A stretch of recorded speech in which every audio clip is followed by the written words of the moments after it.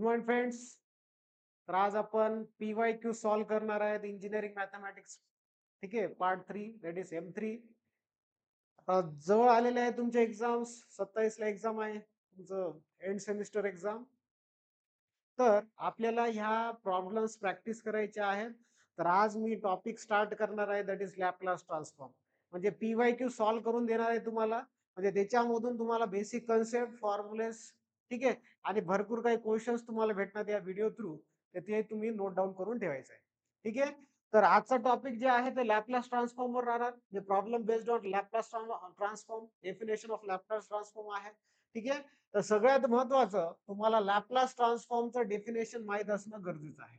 ठीक आहे. तर लॅपलास ट्रान्सफॉर्मला आपण कसं डिनोट करतो, that is Laplace of F of T equals to, आता इंटिग्रेशनच्या फॉर्म मध्ये कसं राहणार, 0 to infinity E to the power minus S T F of T D T. आणि हे जे व्हॅल्यू आहे ते फंक्शन ऑफ यस राहणार. काय राहणार, function of yes, that is f bar of yes. हा तुमचा डेफिनेशन आहे, विसरू नका.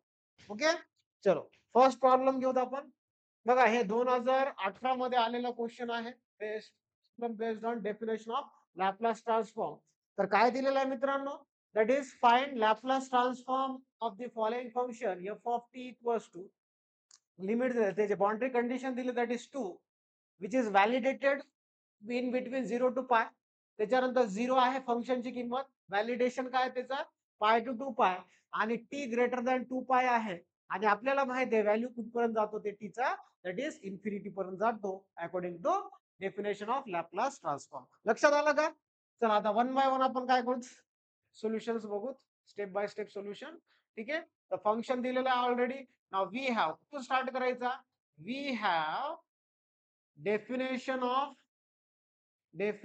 Of Laplace transform, that is LT म्हणजे काय, लॅपलास ट्रान्सफॉर्म राहणार.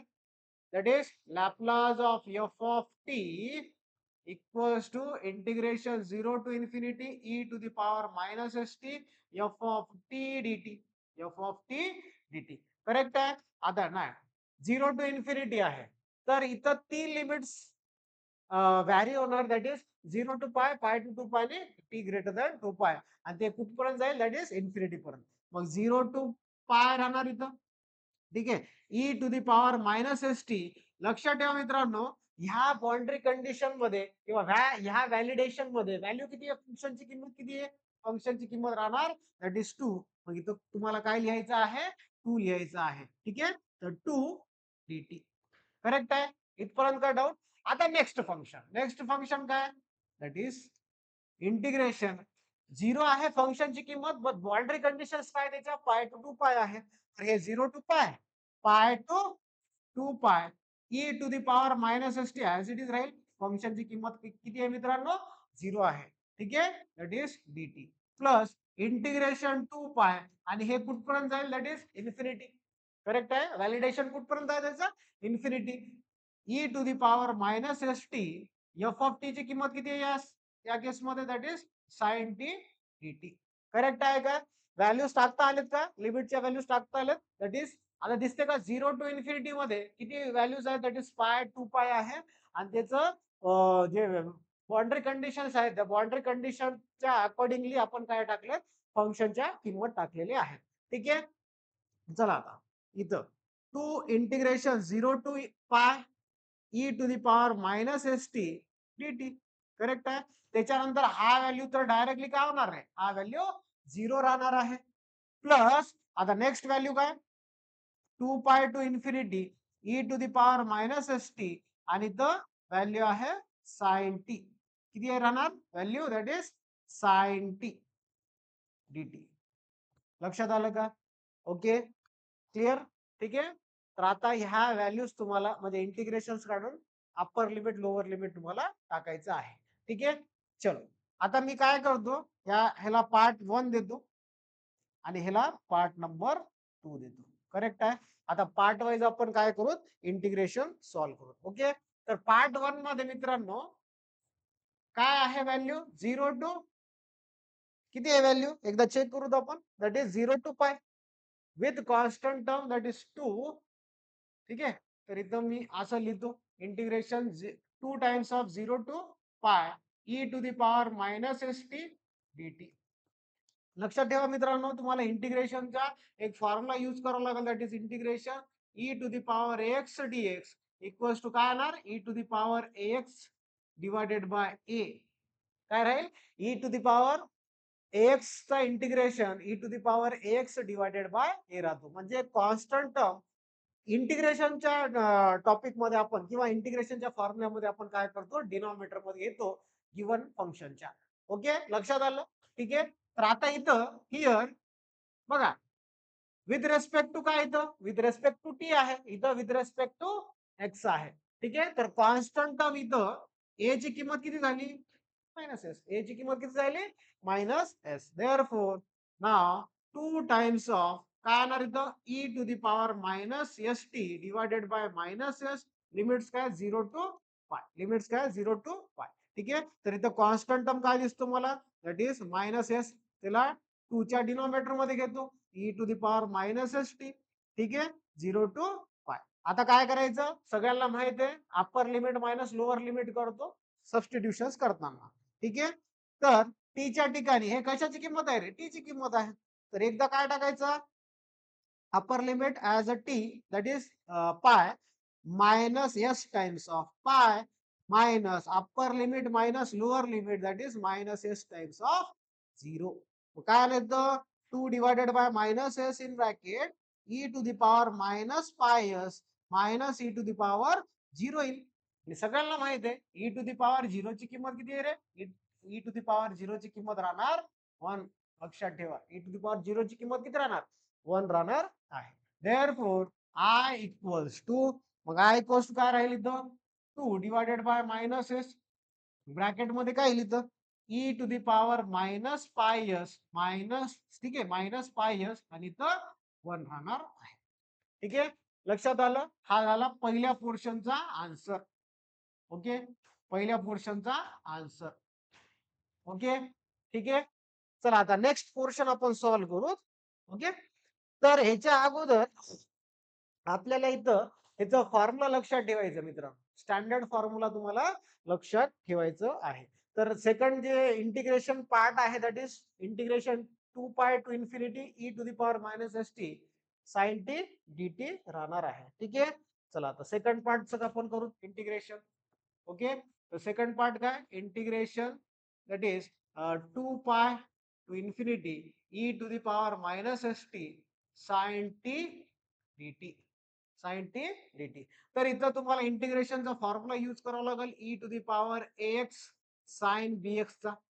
सेम दिसतो का रे, त्याच फॉर्म मध्ये दिसतो का, यस त्याच फॉर्म मध्ये आहे सर.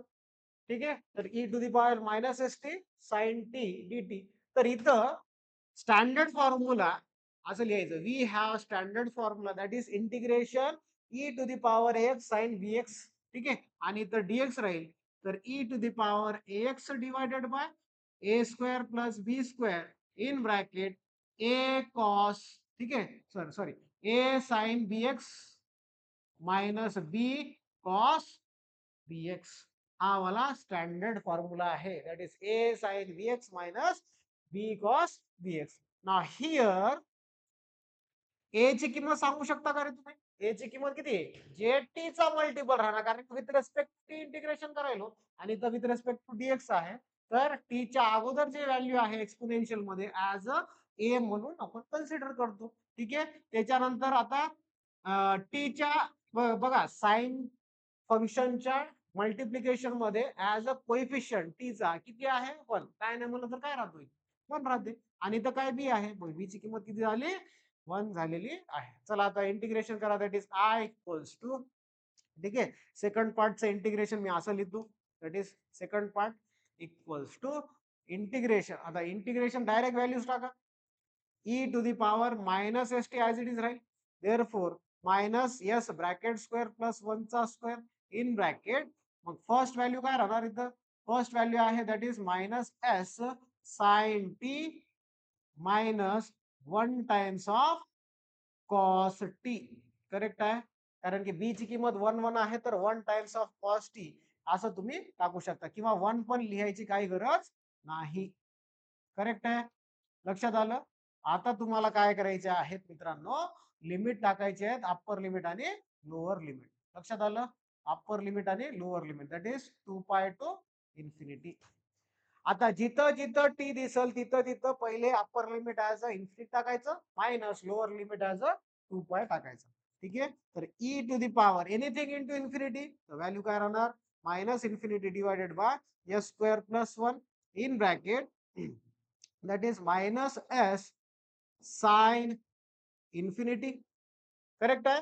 त्याच्यानंतर minus cos infinity. Correct. Cos infinity. त्याच्यानंतर नेक्स्ट हा झाला upper limit, minus E to the power minus S times of 2 pi divided by S square plus 1. Correct आहे. In bracket minus S sine, that is minus S sine, टीच्या ठिकाणी काय रे, 2 पाय ना, टीच्या ठिकाणी 2 पाय. त्याच्यानंतर मायनस कॉस 2 पाय, मायनस कॉस 2 पाय. ठीक आहे.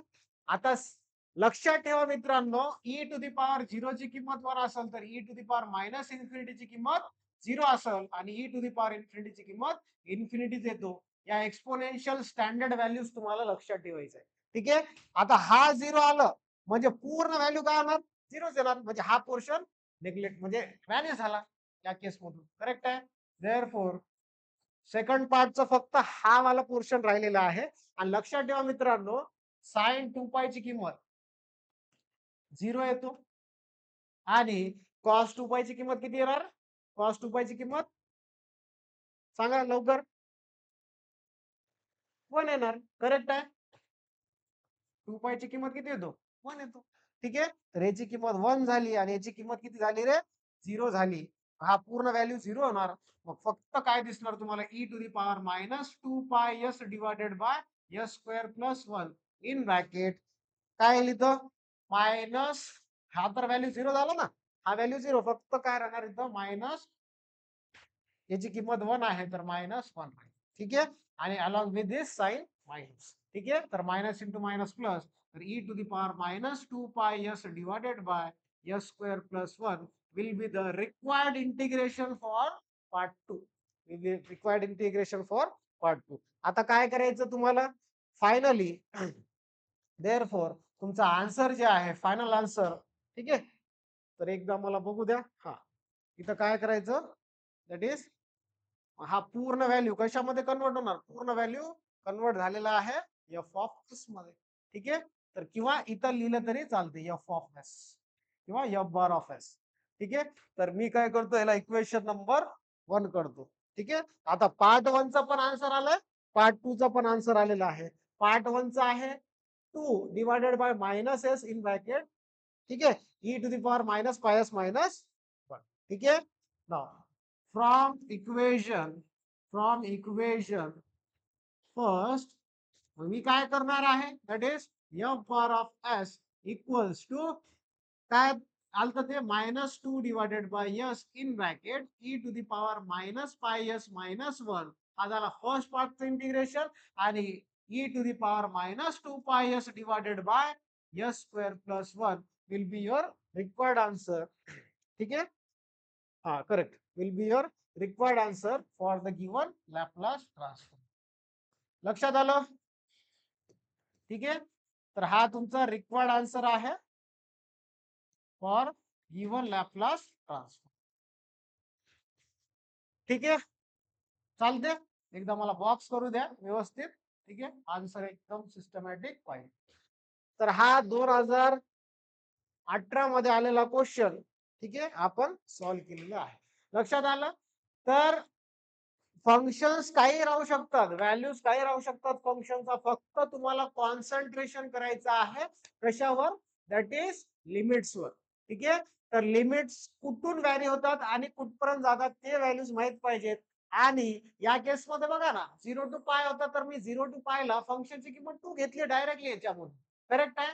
आणि त्याच्यानंतर सेकंड जे लिमिट आहे पाय टू 2 पाय, त्याच्यामध्ये फंक्शनची किंमत 0 घेतली तर हा पूर्ण फंक्शन 0 झाला.